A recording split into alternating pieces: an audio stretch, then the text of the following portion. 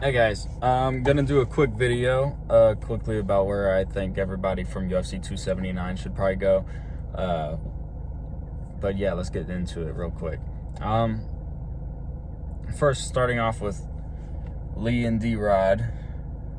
I think Lee won the fight, but judges gave it to D-Rod, and D-Rod said he wants a rematch because everybody's saying that Lee won the fight, and I think that's really cool. That's probably what I would have thought,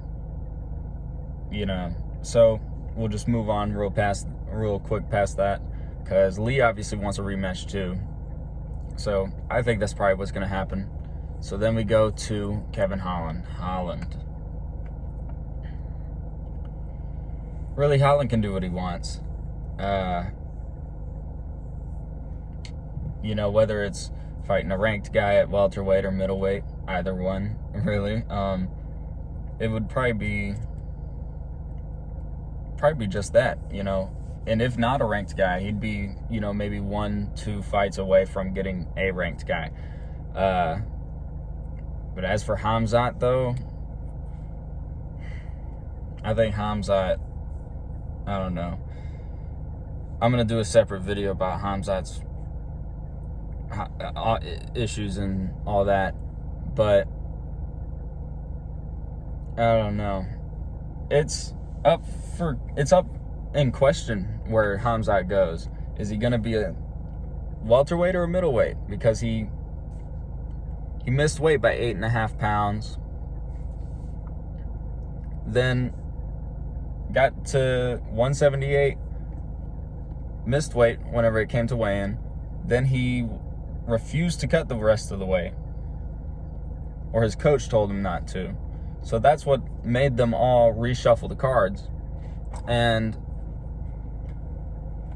yeah, he won his fight, but if he can't make 170, he can't continue to fight welterweights. And he's out here acting like it doesn't matter, like the weight doesn't matter. But we have weight classes for a reason. So if I was Dana, I'd tell him, hey, you're fighting 185 from now on. Because you fumbled the bag that bad on such a big night when you are the main event. And then the way you acted afterwards, it's like, I'll get into it in a separate video. But we'll move on to the main event, Tony. That's 5 losses in a row for Tony. And I guess it's hard to tell with Tony. I heard someone said Tony versus Dan Hooker should be the next fight for Tony, but I don't agree with that. I think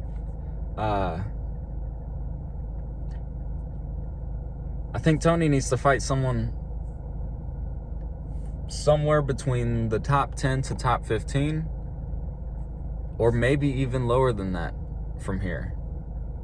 And, work his way back up, but try not to, don't throw him in there with a killer. He's on a 5-fight losing streak. He's lost to nothing but killers, granted.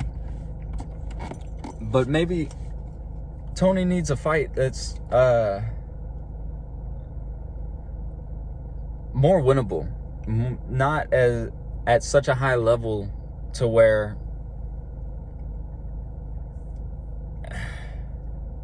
really it just seems like a little bit of burnout from Tony. So I think if he gets in there with a guy that he will for sure beat, or at least have a much better performance against, then I think Tony can kind of start to get back into his rhythm. And really, that's what I hope for Tony. I want to see him get back to prime Tony, back when he was on a 12-fight winning streak, because it was good. It was insane. I mean, he should have been the champ for a while, and a whole bunch of bullshit on that. But as for Nate, it looks like Nate's probably going to go do some boxing. It could be Jake Paul, could be I don't know, Anderson Silva, which those two are about to fight each other.